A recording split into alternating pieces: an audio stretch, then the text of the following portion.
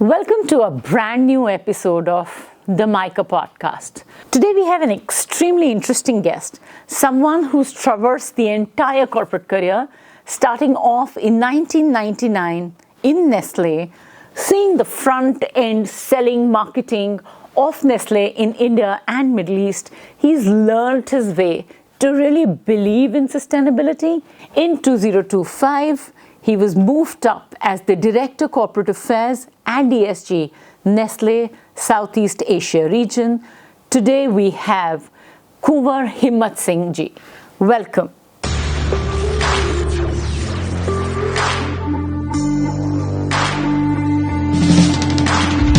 So hi Himmat, good evening and a thorough delight to have you on campus. Pleasure to be here. Welcome to MICA campus, and as we were just having a conversation right before, it seems you've loved the campus like most of us do. I did. It's an absolute delight to be here. The vibe that one gets here, the aesthetics, it speaks for itself. Lovely. So I pick up the word vibe, and that's a very Gen Z thing to do. So is it a rub-off of the discussion? It's a rub-off of having two daughters, one 25-year-old and one 19, and they're extremely embarrassed at my language, and I still get stuck and awestruck with their language. But truly, there's something about this campus. It goes beyond the red bricks and the green foliage. It's even in my engagement with 2 or 3 people I've met. There is a sense of aesthetics in everything. And it's really lovely. Thank you very much. And it's unlike any campus I've been to. I'd agree, and I take that as a complete compliment. And on behalf of the entire fraternity, thank you very much, and true joy. So as we were talking about Gen Z, let's have this little conversation and let me know. You deal with ESG. It's big, it's noble. And we have this generation which is very, very conscious about environment. We have these youngsters, globally known names. And even in an everyday conversation, you will see that they are all very, very highly charged about it. But at the same time, there is this paradox of them maybe ordering food, not knowing what is the supply chain and what's the carbon impact that it has, need for air conditioners, abundance of use of plastics and overconsumption. I see this tension and I see this paradox and I see them coming to you. How do you, who's a seasoned professional, how do you see this new wave, or is it just the narrative that's built, the Gen Z, the sensitive ones, or do you really see a difference? Okay, so paradox is absolutely the right word. Do we see a wave? Absolutely, that is true. You're right that there's a lot of conversation about it, but I don't think it's just a narrative. I think there's something to it. Okay. I think this generation, I truly believe, but for a few things, it's a better generation. It's a more socially aware generation. Okay. They're a lot more sensitive to where they live, how they live. The communities that they reside in, the impact that they make. Having said that, you're absolutely right. At 11 o'clock, they are ordering what they do, and they use this thing. But I'd pull back and say, what about my generation? We didn't even talk. This wasn't part of our dinner table conversation. Absolutely. It wasn't part of any conversation. And I now see, and again, a sample size of one household, my own. There's a term that my daughters have started using. ये अच्छी company है, ये अच्छी company नहीं है, whatever that means. Correct. Usually it means a more responsible company vis-a-vis a not so responsible company. And I absolutely love that angularity. And I think the fact that they are buying a lot of plastic and ordering late night is perhaps out of ignorance. But as they evolve, and again going back to the same sample size of one household, they have a cousin in the UK that they were talking about who has stopped using shampoo because it comes in a plastic thing, and they only use products which come without packaging and so on and so on. And it's great. It's not that we have stopped doing that, but those conversations have started. Yes. It cannot but help make everyone a lot more conscious. So I do see, if you were to ask me from a purely business sense, is the consumer willing to pay 1 rupee more extra? I'm afraid not yet. Not yet? Not yet. Okay. So there is a talk, but at least they are making better choices, more informed choices. There is a small segment, it's fast-growing segment, where they probably will say, they will buy, they will pay a premium for an organic, for a natural, for the sustainable, sustainable products. So that it's a small segment still. You know, in Europe and all, it's especially towards Netherlands and so on and so forth. Yeah, green parties. It's part of the political agenda. True. Look at us over here. Does it form a part of major manifestos? Perhaps not. So I think we're heading there. We've made some brave choices as a country. Our legislation is keeping pace with the West, that's for sure. Yeah. So it's trending there with all its imperfections, with all its paradoxes. I think it's headed in the right direction. So a blunt one. Therefore, is ESG a luxury? No. You said we didn't, our generation didn't. Yeah. This generation does. Clearly, they have all provided for, and therefore you can have conversations of sustainability. Many in our generations were struggling.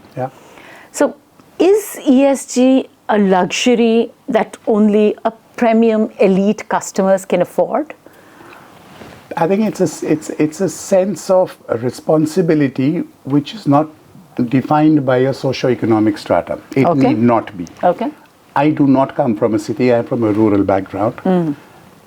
And we may not say it in the sophisticated terms of ESG or sustainability and whatever, but the generation which grew up there was a lot more respectful of the elements that existed, the land, the soil, the water. Absolutely. Yeah, we may not have articulated it in a very sophisticated manner. So, but having said that, in the cities and all, obviously when your stomach is full and the roof is guaranteed, then you can afford to talk. So a little bit of both is true, but I don't think it's necessarily a luxury. Okay. It's staring us in the face. You know, the region that we manage, we call it Nestle SAR, South Asia region. Okay. And there are 6 countries, and we always say, you know, this climate change is not a fancy term. If nothing changes, one of the countries of ours goes underwater. Maldives is expected to go underwater. Yes, there are 2 degrees or 3 degrees temperature going up. It's staring us in the floods that we have every year in the hills. Absolutely. It's now staring us the depletion of water levels. It's just crazy. It's no longer a luxury. It's no longer fashionable. It's staring us in the face. True. I hear you. Absolutely, yes. So in fact, I mean, it resonates very well with me because I wouldn't say I have a rural background, honestly, but I have my roots in villages. And every time I go back, I'm like, oh, damn, they're good using napkins, fabric, cloth. Why am I pulling out these tissues and then talking about sustainability? So, well, yes, maybe as an Indian, we love to live on these tensions of what is and what will be, and then to reconcile to say, we always were this. Lovely, good. I thoroughly enjoyed this. So you say that this generation is good. They're good people. They're like responsible organizations. How does this goodness and responsibility play out when they get to workplace? That's interesting. There is enough empirical data to suggest that the reasons and the motivations for joining a firm A versus B versus C have evolved. They are not what was there in my generation. Okay. For us, if it was security, let's say the status and reputation of an organization, designations, and the financials and so on and so forth. Of course, financials are as important today also. Are they? And we will come to that. But sorry. Yeah, but you're right. There are enough and more perhaps who will say, let's park that for some time. I have my life ahead of me. Yeah. So you're right. But for us, it was certainly a big, big factor. Yeah. We did have one or two crazy ones. Crazy ones, the evangelists, but by and large wasn't them. This generation, and I see the kids who join, the kind of conversations they have, the urgencies and the instincts that they have, the concerns that they have are pleasantly rooted in responsibility beyond their own realm. Oh, They are concerned about the dogs and the cats on the street. Oh, yeah. They are concerned about people we don't see. They are concerned about the shirtless, the roofless, the voiceless.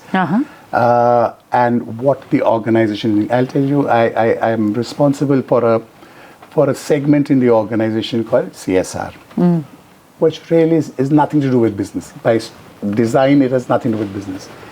And the amount of so we do something called a sabbatical. We say Yes. the 1 month you just Take go time to off. some time. And the entries that we get and the age profile, these are people who just started out their careers. Would I have done the same 200 years back when I was their age? The answer is no. Perhaps not. And this is a pleasant change. Yeah. So I think they are a better generation, Lovely. but for a few things. So yes, better generation and then sometimes just extremely complex. Absolutely. So interesting times ahead, and I pick up my next question right from there. What is it that you would want us as academic institutions to do more, or to do better, or to do differently to ensure that we are creating for you a workforce that's competitive and responsible and equipped? And this is a father speak now. You will obviously want the child to be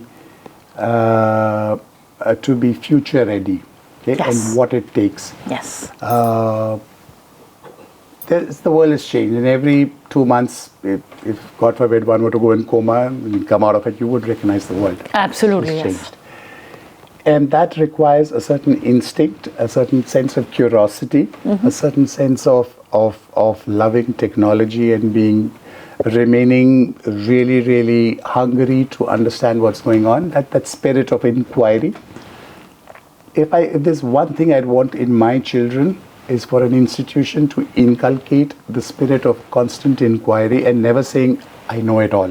Because at my age, I learn every day. True. And some of the best conversations I have is with my 19-year-old daughter who's a fashion student.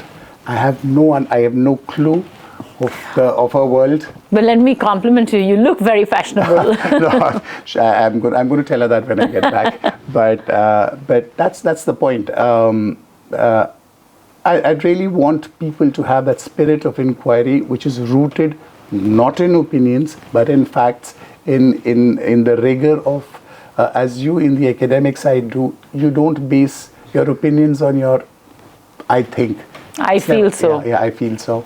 It's backed with, and as a society, I think if we talk a lot more basis science, basis, and then of course with a certain aesthetic sense, package it well, where we'll be future ready, we'll be a better community, country, world, whatever. Better world for sure, for sure. So you'd be happy to know that at MICA, one of the core values that we have is curiosity. Yeah. The other being dialogic, Yeah. which is we encourage conversation. Yeah. We promote questions to be asked as long as they are purposeful. Yeah. And of course, the others being, and this will sound music to you, fortitude, empathy, and inclusiveness. Oh, nice. Every touch point at MICA is built to ensure that we are doing that. Can I tell you that when I drove into your institute, it was the first time I drove in, there's a line which caught my eye, and I was telling my colleague who was traveling with me, I smiled. I said, they have used MICA, the Institute of Ideas. Yes. How lovely. How lovely. Because they are not talking down. It's a place where you can have views and contrarian views and multiple views and then you let them out and let the world decide for what one survives. or the other. Yeah. And that is, to me, the nicest thing about your institute, the Institute of Ideas. I just love that term. Lovely. Thank you so much. Yeah. So you'd be delighted. We have our own pet. There are two beagles who are there for students' emotional and mental support. Okay. So we're doing all of it. And sometimes we are questioning ourselves. Are we overdoing, taking too much care for not preparing them enough when they go out? But seeing them do well at the end of the first year, second year, and then our alums shine, it brings a lot of confidence in what we are doing. You have a very distinguished alum, and I mean, I've seen the roll of honor. That's not the point. I think, just as a metaphor, the two beagles and a lot more, you will be churning out human beings in a world full of robots. I think you can never have enough of two beagles. And I'm just using two beagles as a metaphor. Yeah.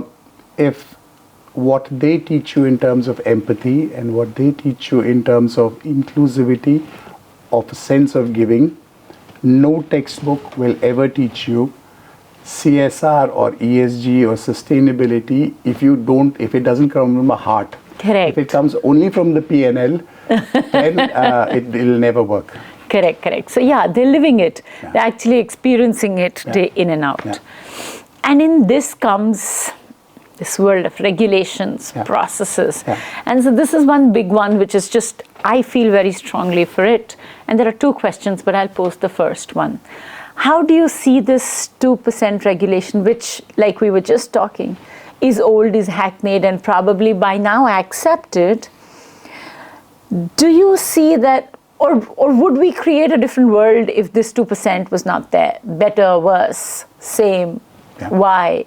First things first, it is there, and we must make the best use of it. Are we as an industry, and I don't use the example of one company, putting it to best use? Short answer is we could do a lot more organization, a lot more impact, a lot more efficacy in all our programs, and that's a constant journey. The government is sort of updating its laws, and Yes. most things are welcome, some are not. So we that the healthy dialogue and interaction continues. Now this is a question we'll never know. Would we have been better if we had not had the law? I don't know the answer to that. But I always say nothing stops an organization from going beyond that 2% mandate. Yes. That 2% mandate is a mandate, but it's up to the organization. And I want to talk about a company which is not my company, is an Indian company. Okay. And much before CSR term got its name and acronym and so on and so forth, is the Tatas. Yeah. Okay.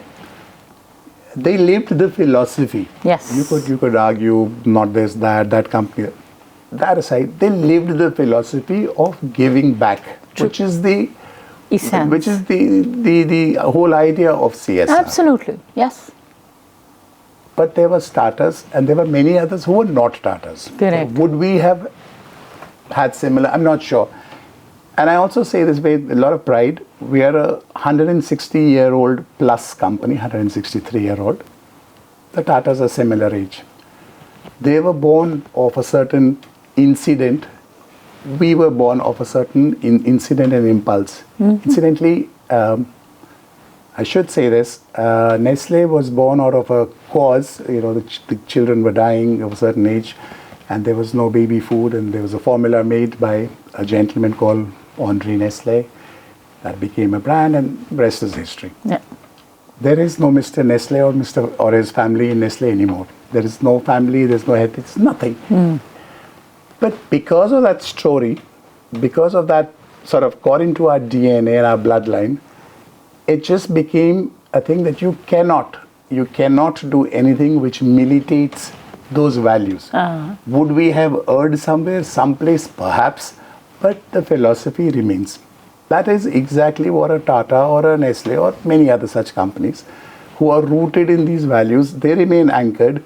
So many companies will come, many will go. But we've been there for 160 years. Hopefully we'll be there for another 160 years. Correct.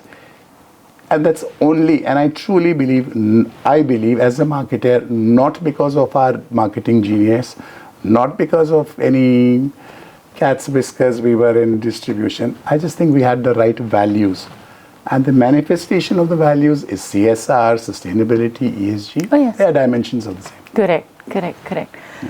Just sounds like music, this is what we build about organizations when we get to class. Yeah. And then sometimes we come out, you hit against people where you believe that, are they cynical or am I living in a fool's world? But when it comes from people like you, it just brings so much confidence to say, yes, we're in a good world, we're living in a good world. And therefore my second question to you, has India built an ecosystem of sustainability of sorts? And I'll tell you where am I coming from.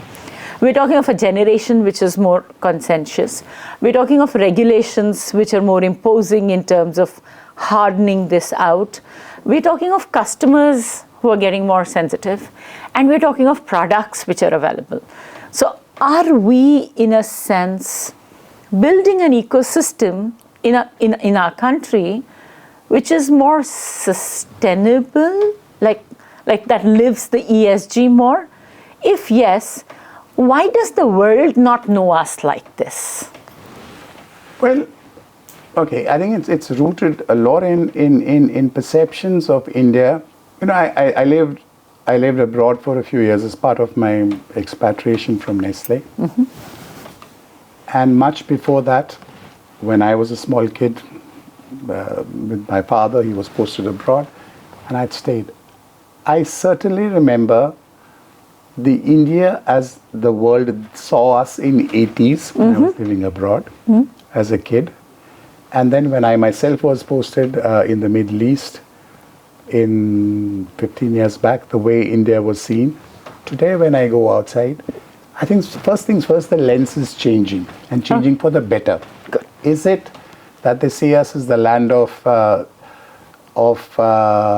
civic, in a very responsible society? The short answer, no, not yet, but certainly in better terms than they saw us earlier. Okay. So I think we're trending in the right side.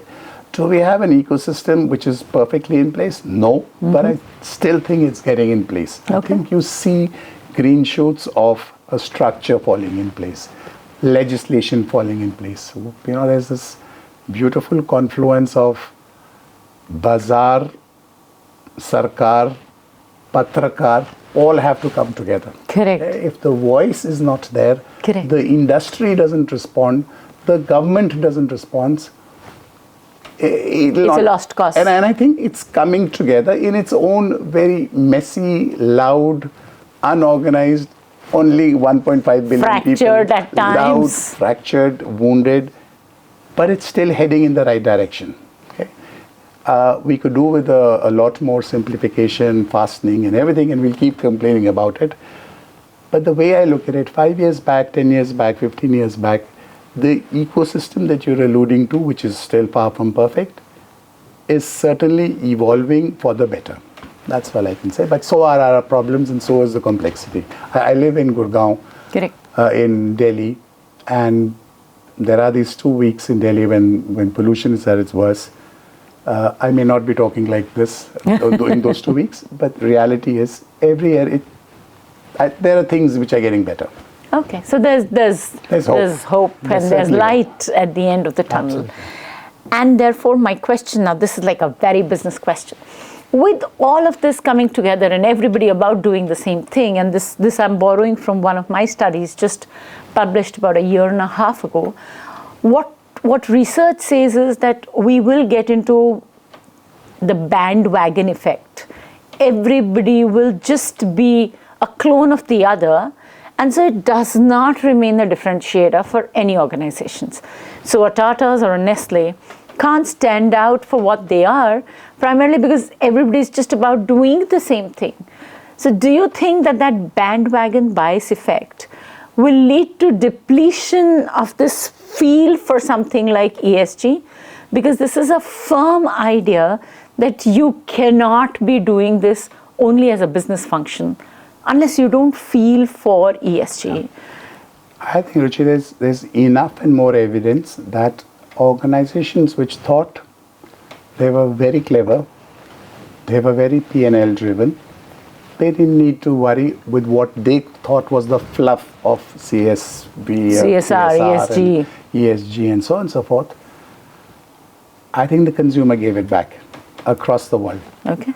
I think ESG sits on the same table as profit, as shareholder value, as it is certainly a board subject. Okay, it is not a vanity topic anymore. Okay. If you choose to ignore it, there is going to be a backlash that I don't think the organization can survive. So I don't think it is one of those nice things to put on annual reports and talk in board meetings. It is business necessity.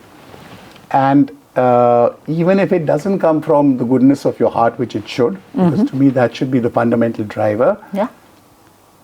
I think an individual can be hawkish or short-sighted. An organization can be hawkish and short-sighted, but the society won't allow that. And that to me is the good news. Absolutely. And that sounds like perfect way in which we can close it. What a pleasure. Thank you, Ruchi. And what an amazingly great conversation. Thank you. I feel very strongly for it. I read, research, talk, publish about it. Yeah. And hearing this coming from someone who practices it, I feel like all charged We are today. believers. Absolutely. Thank you. Thank you. Thank you, so much. Himmat. Complete pleasure. Thank you. And if this has been of interest to you and you're looking for more such content, like, share, and subscribe. We're going to be having some more very interesting conversation that sit right at the intersection of what MICA is there for. We talk business, we talk values, we talk sustainability, and we live it all.